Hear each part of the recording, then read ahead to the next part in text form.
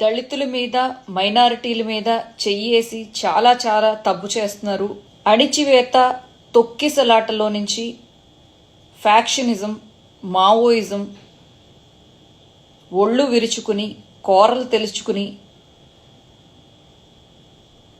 విజృంభించే రోజులు దగ్గరకు వచ్చాయేమో అనిపిస్తుంది చూస్తుంటే. తెగేదాకా లాగకూడదు, చాలా లాగుతున్నారు.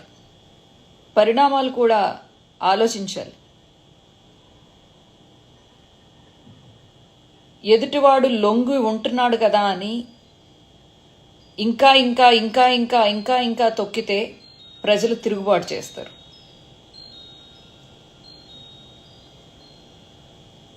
కర్మకు ప్రతికర్మ అనేది ఒకటి ఉంది. ఇదేదో నీతులు చెప్పడానికి కాదు, గుర్తు చేస్తున్నానంతే. ఎవడు తప్పు చేశాడో మీరు, నేను ఆల్రెడీ చెప్పినట్టు, ఎవరిని నరికారో, ఎవరు పెట్రోల్ పోసి తగలబెట్టారో వాళ్ళను కొడితే తప్పులేదు. కానీ ఒక పార్టీని నమ్ముకున్న ఒక కార్యకర్తని మాత్రం కొడితే మాత్రం ఆ పాపం ఉత్తినే పోదు. ఏ రోజు వైఎస్ఆర్సీపీ టీడీపీ కార్యకర్తల మీద చెయ్యలేదు. తప్పు చేస్తే వైసీపీ ఏంటి, టీడీపీ ఏంటి, లోపలేయండి, తప్పు లేదు. జగన్మోహన్ రెడ్డి గారు మాట్లాడిన మాటలు మీడియాలో చూశానండి. ఆయన ఏదో మీటింగ్ పెట్టి ఆ మీటింగ్లో ఎదురుగా ఉన్న వైసీపీ కార్యకర్తలను ఉద్దేశించి ఆయన మాట్లాడుతున్నాడు. అది విన్న తర్వాత నేను ఆయనకి ఒక సలహా, నిజాయితీగా ఒక సలహా ఇవ్వాలనుకున్నానండి. జగన్మోహన్ రెడ్డి గారు, మీ జీవితంలో మీరు చేయకూడని పని ఒకటి ఉంది. ఇది పాజిటివ్గా తీసుకోండి. నేను మిమ్మల్ని విమర్శించడానికి చెప్పట్లేదు, కానీ మీ జీవితంలో ఎప్పటికీ కూడా ఈ పని మీరు చేయకూడదు. ఏంటా పని అంటే, ఈరోజు మీరు మాట్లాడుతున్నప్పుడు విన్నాను, పక్కోడిని విమర్శించటం అనే పని మీ జీవితంలో మీరు ఎప్పుడు చేయకూడదండి. ఎందుకంటే అది మీకు కరెక్ట్ కాదు, మీకు ఆ అర్హత లేదు. ఒక విమర్శ చేయడానికి, ఒక వ్యక్తిని నిలదీయడానికి మీకు ఏ విధమైన అర్హత లేదండి. ఎందుకంటే మీరు అది మాట్లాడుతున్నప్పుడు, మీరు మాట్లాడుతున్న మాటలు వింటున్నాను.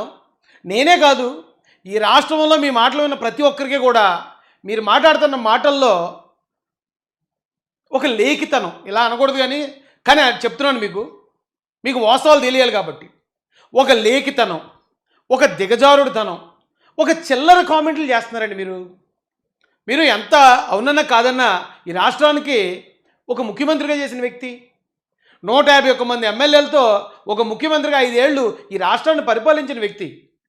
మీరు మాట్లాడే మాటలు ఆ స్థాయిలో ఉండాలి. మరీ 5 రూపాయల పేటీఎం కుర్రోళ్ళు, వాళ్ళు చేసే అబద్ధాలు, ప్రచారం చేసే అబద్ధాలని, వాళ్ళు చేసే చిల్లర కామెంట్లని సాక్షాత్తు మాజీ ముఖ్యమంత్రి అయిన జగన్మోహన్ రెడ్డి గారు మాట్లాడడం చాలా చిన్నతనంగా, చులకనగా ఉందండి. చాలా చిల్లరగా ఉంది. అది ఆ విషయం మీకు చెప్పాలి, మీ పద్ధతి మార్చుకోమని మీకు తెలియజేయాలి. అసలు ఆ తప్పేంటో మీకు చూపిస్తాను రండి. యాక్చువల్గా ఇప్పుడు మహేష్ యాదవ్ గారిది ఒక ఇష్యూ నడుస్తుంది. హైదరాబాద్లో ఏదో సంథింగ్ జరిగిందని, డ్రగ్స్ తీసుకున్నారని, ముందు ఆ టెస్టులు చేస్తే రాలేదని, తర్వాత వచ్చాయని, రకరకాలు జరుగుతుంది. అది ఏం జరిగింది ఏంటనేది అక్కడున్న పోలీసు వారు చెప్పాలి, అక్కడున్న ఆ చట్టం, అక్కడున్న కోర్టులు చెప్పాలి. అయితే ఈ విషయం మీద కూడా ఈయన స్పందించిన తీరు, జగన్ గారు స్పందించిన తీరు ఒకసారి మీకు చూపిస్తానండి. ముందైతే వైసీపీ అఫీషియల్లో పెట్టారండి, అఫీషియల్ పేజ్ ఇది. కనీసం అంటే ఒక స్టాండర్డ్స్ ఉండాలండి. ఏదైనా మాట మాట్లాడేటప్పుడు ప్రతి అలగా మాట అఫీషియల్లో పెట్టకూడదు, ప్రతి అలగా మాట జగన్ గారితో చదివించేయకూడదు. అలాగని ఎవడో చెప్తే జగన్ గారు వినేయటం ఏంటి? వాటర్ ఆయన మాజీ ముఖ్యమంత్రి కదా,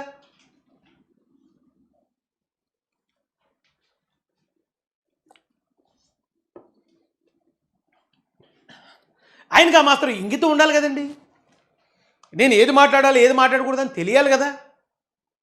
వీళ్ళు ఏమంటారండి ఇక్కడ, అమ్మాయిలతో తాగుతూ తూలుతూ నారా లోకేష్ ఉన్న చంద్రబాబు నో యాక్షన్, అమ్మాయిలకు ముద్దైనా పెట్టాలి, కడుపైనా చేసేయాలని బామ్మర్ది బాలకృష్ణ అంటే నో యాక్షన్, ఇద్దరిని వారించి ఒకటి పేకాల్సిన చంద్రబాబు సిగ్గు లేకుండా అవుతున్నాడంటూ ఏదో వైసీపీ అఫీషియల్లో జగన్ గారు మాట్లాడిన మాటల్ని సోర్సులు యాడ్ చేసి పెట్టారండి.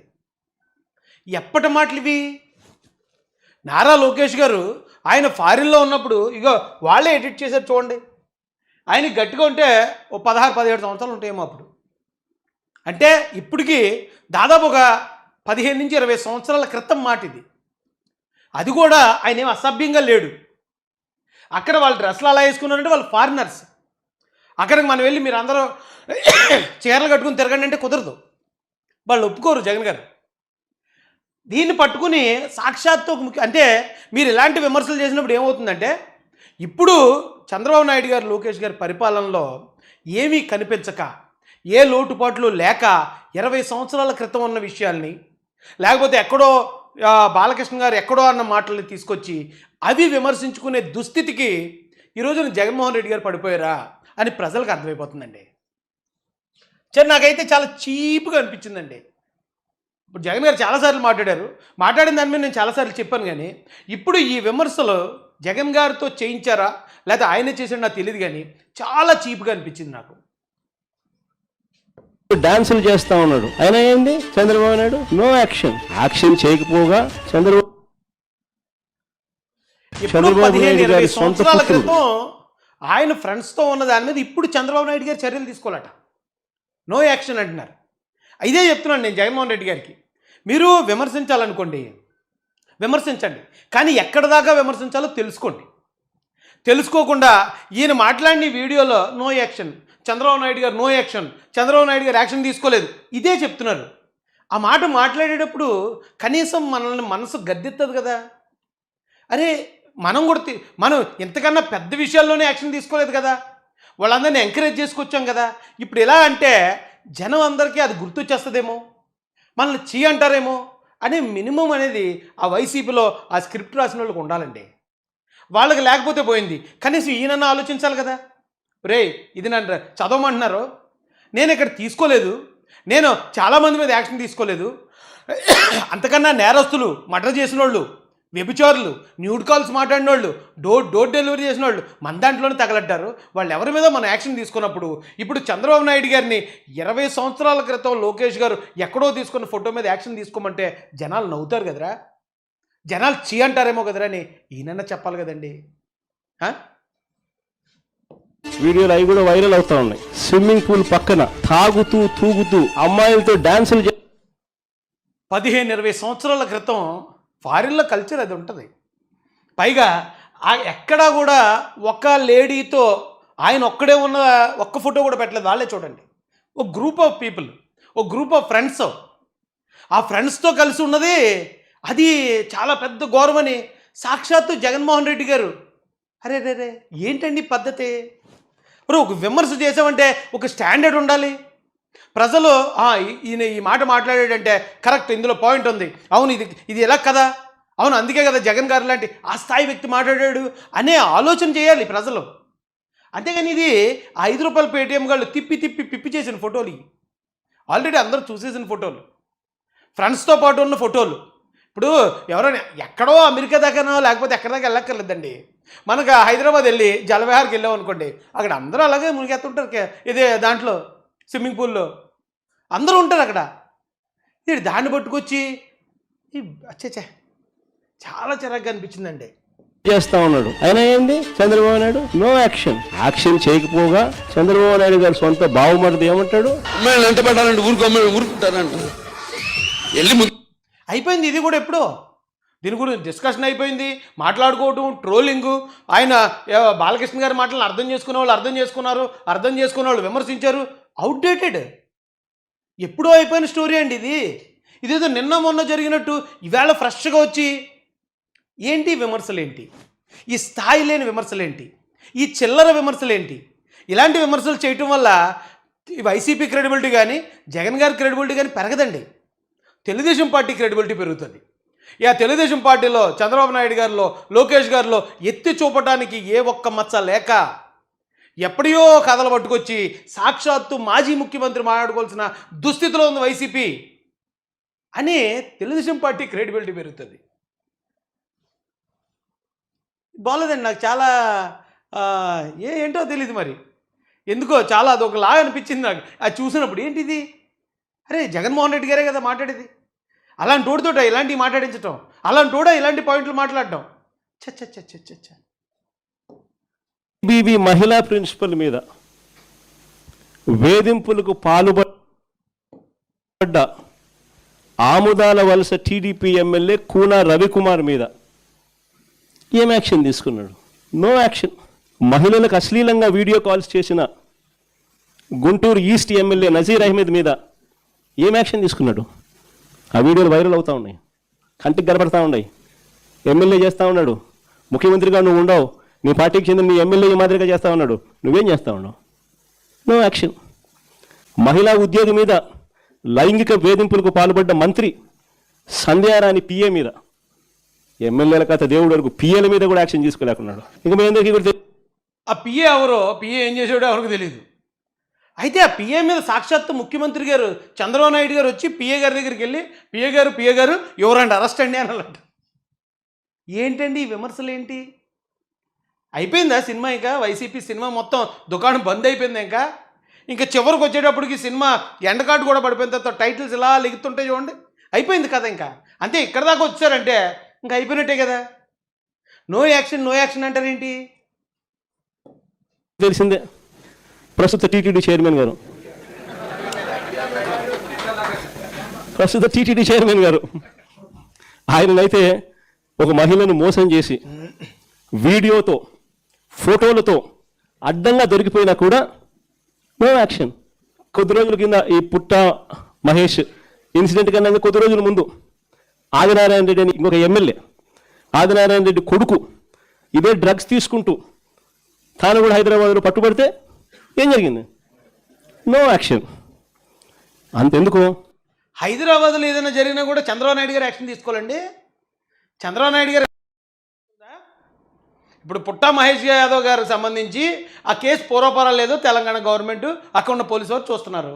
ఆ వాస్తవాలే బయటకు వస్తాయి. తప్పు చేశారో తప్పు చేయలేదో ఇంకెవరికి తెలియదు, కానీ తప్పు చేసినా చేయకపోయినా అది ఏడో తేలే వరకు ఆయన పార్టీ కార్యక్రమాలను దూరం పెట్టేశారు. దానికి ఆల్రెడీ లెటర్ కూడా ఇష్యూ చేశారు ఆ పుట్టా మహేష్ యాదవ్ గారి గురించి. యాక్షన్ తీసుకున్నారు. ఇక మిగతా ఏదో ఇంకొక ఎవరో కుర్రోడు అక్కడెక్కడ దొరికితే అక్కడ పోలీసులు చూసుకుంటారు. అంటే అక్కడికి వెళ్ళి కూడా, హైదరాబాద్ వెళ్ళి కూడా అక్కడ ఎవరైనా చేసినా ఎవరైనా అరెస్ట్ అని చంద్రబాబు నాయుడు గారు అనాలా? ఢిల్లీలో ఎవరైనా ఏమైనా తప్పు చేస్తే ఢిల్లీ చంద్రబాబు నాయుడు గారు వెళ్ళి చంద్రబాబు నాయుడు గారు ముఖ్యమంత్రి అనుకున్నారా, ప్రధానమంత్రి అనుకున్నారా? ఇన్ని అసలు ఏమనుకుని మాట్లాడుతున్నారు జగన్ గారు? అసలు ఈ మనుషులకు ఇలాంటి భావన ఉంది కాబట్టి ఇవన్నీ జరుగుతూ ఉన్నాయి. ఇక్కడి నుంచి మళ్ళీ బాలేబాబు విషయంకి వచ్చారండి. ఇందాక అది కట్ చేశారు కదా, యాక్షన్ తీసుకోలేదు అంటున్నారు. ఇప్పుడు ఆల్రెడీ ఒక ఎమ్మెల్యే గారు, గతం ఆదిమూలం గారు ఏదో ఒక ఎమ్మెల్యే గారు, ఒక మహిళ ఇలాగే ఆరోపణలు చేస్తే ఎమ్మెల్యే గారిని ఇమీడియట్గా పార్టీ నుంచి సస్పెండ్ చేశారు. ఇప్పుడు పుట్టా మహేష్ యాదవ్ గారి గురించి ఎలిగేషన్ రాగానే ఆయన పార్టీ కార్యక్రమాలకు దూరంగా ఉండమన్నారు. ఇక జనసేన పార్టీలో కూడా ఇలాంటి 1-2 జరిగితే వాళ్ళని కూడా సస్పెండ్ చేసి పార్టీ దూరం పెట్టింది. అందరి మీద యాక్షన్ తీసుకున్నారు. ఏమండి, జగన్మోహన్ రెడ్డి గారు యాక్షన్ తీసుకోలేదు అంటారేంటి? అందరి మీద యాక్షన్ తీసుకున్నారు. అయితే మరి ఇంత అడుగుతున్నారు కదా మీరు, ఇంత అమాయకంగా యాక్షన్ తీసుకోలేదని అడిగేటప్పుడు మన మనసు మనం గద్దించాలి కదా. ఇప్పుడు మనం తాగుబోతులు అయి ఉండి మనకు తాగుడు అలవాటు ఉందని తెలిసి కూడా మనకు తెలుస్తుంది కదండి. ఎదుటోడు ఎవడో తాగుతున్నప్పుడు నువ్వు తాగుబోతు, నీ తాగుడు అలవాటు ఉంది అని మాట్లాడేటప్పుడు, అని అతను విమర్శించేటప్పుడు మన మనసు మనల్ని గద్దెత్తది కదా. నువ్వు తాగుబోతావు కదా, నువ్వు కూడా తాగుతావు కదా రాత్రులని మన మనసు మనల్ని అడుగుతుంది కదా. అక్కడ ఏమీ లేని చోట యాక్షన్ తీసుకోలేదని మీరు డైరెక్ట్గా ముఖ్యమంత్రి గారిని, చంద్రబాబు నాయుడు గారిని టార్గెట్ చేస్తారు. ఆ అర్హత ఉందండి మీకు? అసలు ఆ అర్హత ఉందా మీకు? అసలు మీరు అర్హుడు కాదండి. ఒక వ్యక్తిని మీరు దాన్ని ఏమంటారు, ప్రజాధనాన్ని దోచుకున్నామని విమర్శించడానికి జగన్ గారు మీకు అర్హత లేదు. ఎందుకంటే ఈ భారతదేశంలోనే అత్యంత పెద్ద అవినీతి కేసులు మీ మీద ఉన్నాయి. కాబట్టి మీరు ఎవరిని విమర్శించడానికి మీకు అర్హతే లేదు. ఇంకొకటి, ఇప్పుడు చంద్రబాబు నాయుడు గారు వచ్చి మీ పార్టీలో ఎవరైనా తప్పు చేస్తే వాళ్ళ మీద చర్యలు తీసుకోలేదు, యాక్షన్ తీసుకోలేదని అడిగే హక్కు మీకు లేదు. ఎందుకంటే చంద్రబాబు నాయుడు గారు ఆల్రెడీ యాక్షన్ తీసుకుంటున్నారు, మీరు యాక్షన్ తీసుకోలేదు. పైగా ఏమి చిన్న చితక నేరాలు కాదండి. విజయసాయిరెడ్డి గారి కోసం, ఇప్పుడు మరి ఆయన మీతో ఉన్నారు లేదో మాకు తెలియదు, కానీ విజయసాయిరెడ్డి గారి కోసం ఒక భర్త వచ్చి తన భార్యకి ఇలాగ సో జరిగిందని చెప్పి ఒక భర్త చెప్తే మీరు యాక్షన్ తీసుకున్నారా? యాక్షన్ తీసుకోకపోగా ఆయన్ని వైజాగ్కి మీ తర్వాత ఆయనే నెంబర్ 2 ఏమండి. తర్వాత మీరు చూడండి జక్కంపూడి రాజా సాక్షాత్తు ఎవరో రాష్ట్రపతి కూడా రాసేటండి లెటర్ మీకు. ఒక ఎస్సీ కుర్రను పట్టుకుని పోలీస్ స్టేషన్లో పెట్టి శిరోమండనం చేస్తారా? బుద్ధి ఉంది అసలు? యాక్షన్ తీసుకోండి అని రాష్ట్రపతి చెప్తే మీరు యాక్షన్ తీసుకోలేదు. అలాంటి మీరు యాక్షన్ తీసుకున్న చంద్రబాబు నాయుడు గారిని యాక్షన్ తీసుకోలేదంటే ఇదేం యాక్షన్ అండి బాబు? Double action. ఏమండి మీరు ఇక్కడ ఉన్న వాళ్ళందరినీ చూడండి, అందరూ ఏదో నేరం చేసిన వాళ్ళే. ఇగో అవినాష్ రెడ్డి యాక్షన్ తీసుకున్నారా? యాక్షన్ తీసుకోకపోగా అతను తప్పు చేశాడు. సిబిఐ మీరు అధికారంలో ఉన్నప్పుడే, మీరు కేంద్రంతో సత్సంబంధాలు కలిగి ఉన్నప్పుడే సిబిఐ వచ్చి ఎంక్వైరీ చేసి అవినాష్ రెడ్డిని అరెస్ట్ చేశారు. ఒకరోజు అరెస్ట్ చూపించారు. అతనికి ఇందులో నేరంలో భాగస్వామి ఉన్నాడని చెప్పి అతన్ని వాళ్ళ నాన్నగారిని అయితే భాస్కర్ రెడ్డి గారిని అరెస్ట్ చేసి జైలు కూడా పంపారు. క్లియర్గా చెప్పిన తర్వాత పోనీ ఒకవేళ చంద్రబాబు నాయుడు గారు అధికారంలో ఉన్నప్పుడు జరుగుంటే, లేదు చంద్రబాబు నాయుడు గారే లేనిపోని పెట్టేశారని మీరు ఎలాగ తప్పించుకుంటారు? అది మీ అధికారమే కదా. మీరు అప్పుడు కేంద్రం కూడా మీకేం వ్యతిరేకం కాదు కదా. అప్పుడు ఒకవేళ కేంద్రం ఏదో మా మీద తప్పుడు కేసులు పెట్టిందంటానికి ఏం యాక్షన్ తీసుకున్నారు ఆయన మీద, అవినాష్ రెడ్డి గారి మీద? యాక్షన్ తీసుకోకపోగా ఇప్పటికీ, అప్పుడెప్పుడో అయిపోయిన గొడవ కాదండి, ఇప్పటికీ ఇగో సాక్షి మెయిన్ ఎడిషన్లో ఏంటంటే అండి, న్యాయానికి ముసుగేసి వాస్తవాలు దాచేసి చంద్రబాబు కోసమే సునీత ఆరాటం ఆధారాలతో సహా నిలదీసిన వైఎస్ అవినాష్ రెడ్డి ఇప్పటికింకా మీ పత్రికలో మెయిన్ ఎడిషన్లో టాప్లో వేస్తున్నారు హెడ్లైన్స్లో ఆయనకి సపోర్ట్గా. వద్దండి ఇది, ప్లీజ్ నా మాట వినండి, మీ మంచిగా చెప్తున్నాను. ఇది ఆల్రెడీ రాష్ట్రం అంతా పెంట అయిపోయింది. ఇప్పుడు మీరు ఎంత ఆయింట్మెంట్ రాసుకున్నా, ఎంత సెంటు కొట్టుకున్నా ఆ కంపు పోదండి. ప్లీజ్ అండి. ఏమండి ఇప్పటికీ మీరు ఇలా ఎంకరేజ్ చేసుకొస్తారు. కేంద్ర నిఘా విభాగాలు లేదా కేంద్ర దర్యాప్తు సంస్థలు కూడా ఈయనే చేశాడు ఆ మర్డర్ అని చెప్పిన తర్వాత కూడా ఇప్పటికీ వాళ్ళ సొంత కూతురు మీద నెట్టేసే ప్రయత్నం. సార్ తప్పండి ఇది. రాజకీయం చేయండి, విమర్శించండి. ఇప్పుడు పుట్టా సుధాకర్ యాదవ్ గారి విషయమో లేకపోతే మరొక విషయమో మాట్లాడుతున్నారు కదా, మాట్లాడండి. వేరే వాళ్ళతో మాట్లాడించండి, వేరే వాళ్ళతో విమర్శలు చేయించండి. ఎందుకంటే ఆ ప్రాంతంలో, ఆ ఏలూరు ప్రాంతంలోనో మరో ప్రాంతంలోనో మీ నాయకులు ఉంటారు కదా, వాళ్ళతో మాట్లాడించండి, విమర్శలు చేయించండి. బట్ మీరు మాత్రం విమర్శించకండి ఎవరిని. జగన్మోహన్ రెడ్డి గారు మరీ మీకే చెప్తున్నాను, మీరు ఎప్పుడు మీ లైఫ్లో ఎవరిని విమర్శించకండి. విమర్శిస్తే 10 విమర్శలు మీరు ఎదుర్కోవాల్సి వస్తుంది. ఇప్పుడు పలానా వ్యక్తిని అవినీతిపరుడు అంటున్నారు కదా జగన్ గారు, మీరు మరి మీ సంగతి ఏంటి అంటారు. ఇప్పుడు పలానా ఆయన మీద చర్యలు తీసుకోలేదని మీరు చంద్రబాబు నాయుడు గారిని అంటారు కదా, మరి మీ సంగతి ఏంటి అని అడుగుతారు ప్రజలు. ఎక్కడ పోతాం మనం? దయచేసి ఇంకా వేరే రూట్లు. ఇప్పుడు క్రికెటర్స్ ఉంటారండి, అందరూ ఫాస్ట్ బౌలింగ్ చేయడం రాదు కాబట్టి కొందరు స్పిన్ వేస్తారు, మరికొందరు బ్యాటింగ్లో చూపిస్తారు, వాళ్ళు మరికొందరు ఫీల్డింగ్లో చూపిస్తారు, మరొకరు వికెట్ కీపింగ్లో. అలాగా ఏదో మీకున్న టాలెంట్ మీకు ఉంటుంది కదా, ఆ టాలెంట్లో వెళ్ళిపోండి తప్ప మీరు వచ్చి ఇలా దయచేసి ఎవరిని ఏ ఒక్కరిని కూడా మీరు ఈ రాష్ట్రంలోనే కాదు, ఈ దేశంలోనే కాదు, ఈ లోకంలోనే ఎవరిని విమర్శించే అర్హత మీకు పర్సనల్గా లేదండి. మీరు ఏమిటో అనుకోండి, అది మీ మంచిగా చెప్తున్నాను నేను. ఏమండి త్రిమూర్తులు గారు, ఇగో అనంతబాబు గారు, ఎవరో అతను అంబటి రాంబాబు, గోరంట్ల మాధవ్, సుధాకర్ అనే ఆయన కూడా మైనర్ బాలికను రేప్ చేశాడు. గోరంట్ల మాధవ్ ఇప్పుడు మీరే అన్నారు న్యూడ్ కాల్ చేశాడు, వీడియోలు హల్చల్ చేస్తున్నాయి. ఆ రోజు ఇంకా ఫస్ట్ టైం అదే ఫస్ట్ బ్లాక్ బస్టర్. మొత్తం ఆంధ్ర తెలంగాణకే కాదండి, కేంద్రంలో కూడా పార్లమెంట్లో కూడా తెలిసిపోయింది అది. మనం బాగొడతాను, ఎందుకంటే ఆయన ఎంపీ. అరే ఒక ఎంపీ ఇలాగ మొత్తం ఆమోదులు తిరిగేస్తున్నాడట సెల్ ఫోన్ ఆన్ చేసుకుని అంటే, ఆ రోజున స్టేట్ అంతా, ఇది దేశం అంతా మన రాష్ట్రం పరుగు పోయిందండి. ఏం యాక్షన్ తీసుకున్నారు సార్ మీరు? యాక్షన్ తీసుకోకపోగా ఈ వీడియో ఎలాగొచ్చింది? ఈ వీడియో ఎవరు రిలీజ్ చేశారు? వాళ్ళు వస్తే తప్ప అది ఒరిజినల్లా కాదని ఫోరెన్సిక్ వాళ్ళు తేల్చలేరు. కాబట్టి అది మార్ఫింగ్ లాగే ఉంది, అది ఒరిజినల్లా లేదని మీరు కవర్ చేసుకొచ్చారు. ఆ రోజు ఈరోజు చంద్రబాబు నాయుడు గారు ఆయన ఆదిమూలంగా సస్పెండ్ చేశారు. పుట్టా సుధాకర్ యాదవ్ గారిని పార్టీ కార్యక్రమాలు దూరంగా ఉండమన్నారు. రేపు తేలితే ఆయన కూడా సస్పెండ్ చేస్తారు. మీరు ఏం చర్యలు తీసుకున్నారు వీళ్ళ మీద? ఇప్పుడు ఎవరో బిఆర్ నాయుడు గారి గురించి మాట్లాడుతున్న మీరే, బిఆర్ నాయుడు గారు ఎవరో మహిళతో ఒక వీడియో ఉంది, కిచెన్లో వీడియో అని ఏదో రకరకాలుగా మీరు మాట్లాడుతున్నారు. ఇక మీ పక్కనే మొన్న కూడా అసెంబ్లీకి వెళ్ళినప్పుడు మీ పక్కనే ఉన్నాడు దువ్వాడ శ్రీనివాస్ ఏం చేశాడు మరి? అతను ఎంత బరి తెగించాడు? ఎంత బరి తెగించున్నవాడిని మీరు పక్కన కూర్చోబెట్టుకుని మీరు ఎలా సార్ ఎదుటోడిని మీరు బైబిల్ చదువుతాను అంటున్నారు కదా జగన్ గారు. బైబిల్లో మాట ఉంటుంది, నీ కంట్లో దూలాన్ని పెట్టుకుని ఎదుటోడు కంట్లో నలుసుని ఎతకొద్దు అని. అది ఆ వాక్యం ఎప్పుడు కనపడలేదా మీకు? మీ కంట్లో ఇంతంత పెద్ద పెద్ద దూలాలు పెట్టుకుని ఎదుటివాడి కంట్లో ఉన్న నలుసు, ఆ నలుసు గురించి వెతకటమే కాదు అదేదో ఉందని మాట్లాడటం అంటే ఎంత కడు శోచనీయం సార్ ఇది. మీరు ఇక్కడ ఉన్న వాళ్ళు అందరూ, నేను ఇది ఎప్పుడో తయారు చేసిన పోస్టర్ అండి, ఈరోజు తయారు చేసింది కాదు. మేము ఆ టైంలో మీరు అధికారంలో ఉన్నప్పుడే ఇదిగో వీళ్ళందరి మీద మీరు చర్యలు తీసుకోలేదు, వీళ్ళందరి వల్ల మీకు తగిలేస్తుంది, మీరు మీ పార్టీ సర్వనాశనం అయిపోతున్నారు, కాసుకోండి అని ఆ రోజు చెప్పాం, అదే జరిగింది. ఎవరి మీద యాక్షన్ తీసుకున్నారు మీరు? ఇప్పటికీ వీళ్ళందరూ మీ పార్టీలోనే ఉన్నారు, ఇప్పటికీ ఇంకా మీ పార్టీ నాయకులు వీళ్ళంతా. మీరు యాక్షన్ తీసుకోలేదు కాబట్టి ప్రజలు యాక్షన్ తీసుకున్నారు. ప్రజలు యాక్షన్ తీసుకుని ఇక్కడ ఉన్న వాళ్ళందరినీ ఓడించారు, దాంతోపాటు కన్సోలేషన్ ప్రైజ్గా మిమ్మల్ని కూడా ఓడించారు. అది మీరు అర్థం చేసుకోవాలి. మీకు రాజకీయం అంటే ఫ్యాక్షనిజం కాదండి. ఫ్యాక్షనిజం అనుకోండి, మన దగ్గర ఎవరైతే అనుచరులు ఉన్నారో ఆడేం తప్పు చేసినా, మర్డర్ చేసినా, మానభంగం చేసినా, ఎస్ నువ్వు జైలుకి వెళ్తే నేను తీసుకొస్తాను, నువ్వు ఇంకో పని చేస్తే నేను అడ్డుకుంటాను, నీకు ఏదైనా డబ్బులు అవసరం నేను చేస్తాను, ఇది ఫ్యాక్షనిజంలో నడుస్తుంది. బట్ రాజకీయంలో అది నడదండి. అలా నడిపిస్తే అది ఫ్యాక్షనిజం అవుతుంది. వాళ్ళని నాయకులుగా గుర్తించడానికి వైఎస్ఆర్సీపీఏ నిదర్శనం అండి. ఒక ఎలక్షన్లో 151 సీట్లు వచ్చిన పార్టీ రెండో ఎలక్షన్కి వచ్చేటప్పటికి 11 సీట్లకి పతనం అయిపోయిందంటే అదేం ఆషామాషి విషయం కాదండి. నేల మట్టం అయిపోవటం అంటారు దాన్ని. కేవలం మనం చేసిన తప్పుల వల్ల, మనం వెనకేసుకొచ్చిన నేరస్తుల వల్ల, మనం ఎంకరేజ్ చేసిన నేరాల వల్ల. అరే ఇంతమంది మనం వెనకాతలు పెట్టుకుని చంద్రబాబు నాయుడు గారిని అంటానికి మనం ఎక్కడ సరిపోతామండి? ఎక్కడ సరిపోతాం ఆయన అంటానికి? ఆయన ఎక్కడ మీకు అవకాశం ఇస్తాడు? మీలాంటి వాళ్ళు విమర్శించేలాగా ఆయన ఎక్కడ ప్రవర్తిస్తాడు? ఏ నేరస్తుడిని వెనకేసుకొచ్చాడు ఆయన?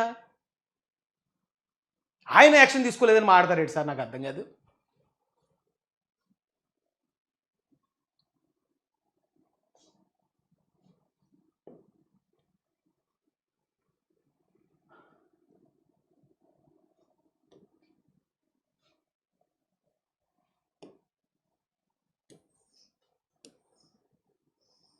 అది కరెక్ట్ కదండి. అది ఇంకో విషయం జరుగుతుందండి ఈ మధ్య చూశాను నేను. ఏంటా ఇంకో విషయం అంటే, ఎక్కడ ఏది జరిగినా ఇప్పుడు తెలుగుదేశం పార్టీ ఎంపీ గారికి సంబంధించి ఏదో సంథింగ్ బయటకు వచ్చింది అనుకోండి, ఏదో ఒక ఎలిగేషన్ వచ్చింది. గతంలో బిఆర్ నాయుడు గారి గురించి మరొక ఎలిగేషన్ ఏదో వచ్చింది అనుకోండి, ఏది వచ్చినా సరే వెంటనే వైసీపీ వాళ్ళు అలర్ట్ అయిపోయి అది జరిగిందంటే కారణం ఏంటనుకుంటున్నారు? వెంకటేశ్వర స్వామి ఇది జయించాడు. వెంకటేశ్వర స్వామి తెలుగుదేశం పార్టీ మీద దెబ్బ కొడుతున్నాడు. ఎందుకట? వెంకటేశ్వర స్వామికి సంబంధించిన లడ్డు గురించి చంద్రబాబు నాయుడు గారు మాట్లాడితే అది వెంకటేశ్వర స్వామి కోపం వచ్చేసి ఆయన శిక్షించేస్తున్నాడు, దేవుడు మీకు శిక్షించేస్తున్నాడని చెప్తున్నారండి. అరే ఇది ఎక్కడ విడ్డూరం అండి? శిక్ష అంటే ఏంటి? 164 మంది ఎమ్మెల్యేలు గెలవడమా? శిక్ష అంటే ముఖ్యమంత్రి అవడమా? నారా చంద్రబాబు నాయుడు గారు 4వ సారి, నారా లోకేష్ గారు విద్యాశాఖ మంత్రి, ఐటీ శాఖ మంత్రి అవటమా శిక్ష అంటే?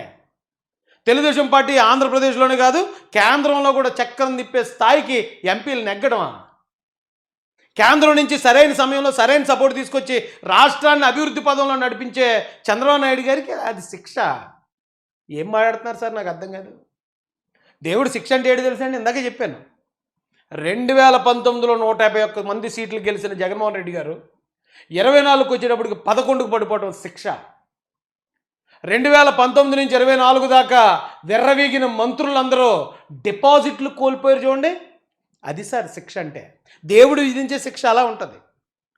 అసెంబ్లీలో సీటు కాదు కదా, అసెంబ్లీ గేటు కూడా తాకలేని పరిస్థితికి వైసీపీ వెళ్ళిపోయింది చూడండి, అది శిక్ష. అంతేగాని దేశ విదేశాల నుంచి పెట్టుబడులు ఆకర్షించి ఈ ఆంధ్రప్రదేశ్ని అభివృద్ధి పదంలో నడిపిస్తున్న చంద్రబాబు నాయుడు గారికి, లోకేష్ గారికి ఇది శిక్ష. పార్టీ అంటే మహాసముద్రం అండి. ఎవరో మంచోడు ఉంటాడు, చెడ్డోడు ఉంటాడు. ఎవరైనా చెడ్డ పని చేశాడు అనుకోండి పార్టీ దూరం పెడుతుంది, మంచి పని చేశారు అనుకోండి పార్టీ ప్రోత్సహిస్తుంది. అంతే తప్ప పార్టీలో ఉన్న వాళ్ళందరికీ సర్టిఫికేట్లు, క్యారెక్టర్ సర్టిఫికేట్లు ఇష్యూ చేయదు పార్టీ. చంద్రబాబు నాయుడు గారు, లోకేష్ గారు ఏమైనా తప్పు చేశారా? చేస్తే అప్పుడు మాట్లాడండి. అప్పుడు దాకా మీరు ఎవరో అక్కడెవరో తప్పు చేశారు కాబట్టి ఇది వెంకటేశ్వర స్వామి శిక్ష, ఇక్కడెవరు ఇది చేశారు కాబట్టి ఏంటండి ఇది పద్ధతి ఏంటి? వెంకటేశ్వర స్వామి 2014 నుంచి 19 నుంచి 24 దాకా మీరు కల్తీ చేశారు.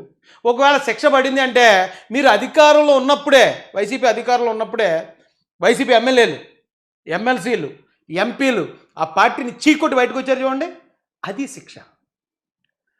అలాగే వైసీపీ అధికారంలో ఉండగానే పులివెందులతో సహా ఆ ప్రాంతంలో ఉన్న అన్ని నియోజకవర్గాల్లో కూడా ఎమ్మెల్సీ ఓడిపోయారు చూడండి మీరు, గ్రాడ్యుయేట్ ఎమ్మెల్సీ. ఇది మీరు అధికారంలో ఉన్నప్పుడే, అది దేవుడు విధించే శిక్ష. అన్నిటికీ మించి 11 పడిపోవడం అనేది అది దేవుడు విధించే శిక్ష కాదండి. దేవుడు ఏదో వామనుడు వెళ్ళి బలిచక్రవర్తిని పాతాళాలను తొక్కేసినట్టు తొక్కి పాడేశారు వైసీపీని. అవన్నీ శిక్షలండి. అంతేగాని చక్కగా జనరంజకంగా పరిపాలించే అవకాశం, కేంద్రంలో మన రాష్ట్రానికి కేంద్ర మంత్రులు సాధించుకునే అవకాశం, ఇక్కడ 164 మందితో కూటమి సుస్థిరంగా ఉండే గవర్నమెంట్గా రావటం, ఇవి దేవుడిచ్చే పనిష్మెంట్ కాదండి, దేవుడిచ్చే వరాలు అవి, దేవుడు బ్లెస్సింగ్స్ అండి అవి. మీరు వాటిని పట్టుకుని లాడెవడో ఉంటాడు మేకప్ కూడా, ఆడిని ఒకటి తీసుకొస్తారు, మరొకటి ఎవడో తీసుకొస్తారు. ఈ దరిద్రం నాకు అర్థం కాదు. వైసీపీలో సరిగ్గా మాట్లాడేవాడో లేడనో ఏంటో నాకైతే తెలీదు. లాడెవడో ఉంటాడు, ఆడెవడో పార్టీ ఏదో పార్టీ పెట్టుకుని ఉంటాడు, ఆడిని తీసుకొచ్చి వైసీపీ సాక్షిలో కూర్చోబెట్టి ప్లీజ్ కొంచెం మాట్లాడవా అని హ్యాండ్ ఎగదోయటం. ఇంకొకరు ఎవరో మాట్లాడితే వాళ్ళని తీసుకొచ్చి పెట్టుకోవటం. ఏంటి దౌర్భాగ్య పరిస్థితి? పార్టీ నుంచి మాట్లాడండి, దమ్ముగా మాట్లాడించండి. అందులో యువకులు ఉన్నారు కదా, వాళ్ళని పైకి తీసుకురండి, అధికార ప్రతినిధులుగా పెట్టండి, ఉన్న వాస్తవాన్ని మాత్రం ఎదుర్కోమని చెప్పండి. అబద్ధం చెప్పారా మీ తల 1000 ఒక్కలు అవుద్దన్నట్టు ఈ సోషల్ మీడియా యుగంలో మీరు అబద్ధం చెప్పారంటే 100 అడుగుల లోతుకి కూరుకుపోతారు. మేము 2019 నుంచి 24 దాకా 6000 నుంచి 7000 వీడియోలు మాట్లాడాం. ఎక్కడ ఒక్క అబద్ధం ఉండదు. ఉన్న ఇష్యూని తీసుకోవటం, ఆ ఇష్యూలో ఉన్న లోపాలను బయటికి తీసుకురావటం. ప్రజలు అందుకే యాక్సెప్ట్ చేశారు. నన్నంటే నన్నొక్కనే కాదు, అలా మాట్లాడిన ప్రతి ఒక్కరిని. అందుకే 56% ఓటింగ్ కూటమికి. అంత మార్జిన్ ఎప్పుడు వచ్చింది? అరే మీరు ఇప్పటికీ మీ పరిస్థితి ఏంటో అర్థం చేసుకోకుండా ఇప్పటికీ కూడా వచ్చి మళ్ళీ పాత చింతకాయ పచ్చడి, ఎప్పుడో 15 సంవత్సరాల క్రితం ఆ లోకేష్ గారి ఫోటోలు పట్టుకొచ్చి, ఎప్పుడో 5-6 సంవత్సరాల క్రితం ఆయన ఎవరు బాలకృష్ణ గారు అన్నారు. సరే అంటాం, ఒకవేళ మామూలుగా ఆలోచిస్తే తప్పే అనుకుందాం. ఎవరినైనా ఏమైనా చేసాడు ఆయన మీద ఏమైనా అలాంటి కేసులు ఉన్నాయా? లేకపోతే మీ అంబటి రాంబాబు మీ మాజీ మంత్రి మాట్లాడినట్టు ఆయన ఏమన్నా ఆడియో కాల్ వీడియో కాల్ మాట్లాడా? ఏం చేసాడని ఆయన్ని మీరు అనగలరు? అక్కడ మాట్లాడుతున్న మాట సందర్భానికి ఒకవేళ అత్యుత్సాహంలో ఆయన మాట్లాడి ఉండొచ్చండి. ఆయన గురించి తెలిసినట్టు ఎవరు ఆయన మాటలని తప్పుగా భావించరు. అరే ఆ మాటను తీసుకుని దాంట్లో వక్రీకరణ చేసి మీరు ఇంత చేసుకొస్తున్నారు. మరి మీ వెనకాతలు ఉన్న ఈ నేరస్తులు, ఈ కేడీగాళ్ళు, ఈ కిల్లర్స్, లేకపోతే ఆ వ్యభిచారులు ఎవరండి? వాళ్ళంతా ఎవరు? వాళ్ళందరినీ మీరు వెనకేసుకొస్తూ ఏంటండి దారుణం ఏంటి? ఇంకా వైసీపీ పద్ధతి మార్చుకోరా మీరు? మార్చుకునే మరి ఏమైనా ఉంటుందా ఉండదా అని నాకు తెలియదు. కానీ రాజకీయాల్లో ఉన్నప్పుడు కొన్ని స్టాండర్డ్స్ ఉండాలి. ఏది పడితే అది ఏదండి మొత్తం అరిగిపోయి ఉన్న వాటిలన్నిటిని సోషల్ మీడియాలో మొత్తం అరిగిపోయి ఉన్నాయి. ఇప్పుడు మీరు తీసుకొచ్చిన పాయింట్లు అరే ఇదేం కరెక్ట్గా లేదండి. కాబట్టి దేవుడు ఇచ్చిన పనిష్మెంటు వైసీపీకి ఇచ్చాడు, దేవుడు బ్లెస్సింగ్ కూటమికి ఇచ్చాడు. కాబట్టి కూటమి ఇంత స్టాండర్డ్గా ఉంది. ఒకవేళ ఎవరన్నా తప్పు చేస్తే ఎంత పెద్ద నాయకుడు అవనివ్వండి, ఇమీడియట్గా యాక్షన్ తీసుకుంటారు. చంద్రబాబు నాయుడు గారు ఎవరిని వదిలిపెట్టే ప్రసక్తే లేదు. కాబట్టి దయచేసి మీరు ఎక్కడి నుంచి మాట్లాడలే, ఇప్పటి నుంచి మళ్ళీ తర్వాత నుంచి కూడా మాట్లాడతారు కదా, ఒక స్టాండర్డ్ మెయింటైన్ చేయండి. జగన్ గారు మీకే చెప్తున్నాను, ఏదైనా ఒక ఇష్యూ ఇప్పుడు తప్పులు జరగవని అంటలే, అందరూ మంచోళ్ళే ఉంటారని చెప్పట్లే. కూటమిలో కూడా కొంతమంది నాయకులు తప్పులు చేసేవాళ్ళు కూడా ఉండొచ్చు. కరెక్ట్గా క్యాచ్ చేయండి, పట్టుకోండి. విధానపరంగా ప్రజలకి ఎస్ జగన్ గారు చెప్పింది కరెక్టే కదా అనేలా మాట్లాడండి తప్ప మీరు ఎక్కడెవడు తుమ్మినా, ఎక్కడెవడు దగ్గినా, ఎక్కడెవడు టాయిలెట్ పోసినా దాన్ని తీసుకొచ్చి చంద్రబాబు నాయుడు గారికి ఆపాదిద్దామంటే అదేం పద్ధతి అండి? దానికి ప్రజలు ఎలా ఘర్షిస్తారు? ఎలా యాక్సెప్ట్ చేస్తారు దాన్ని?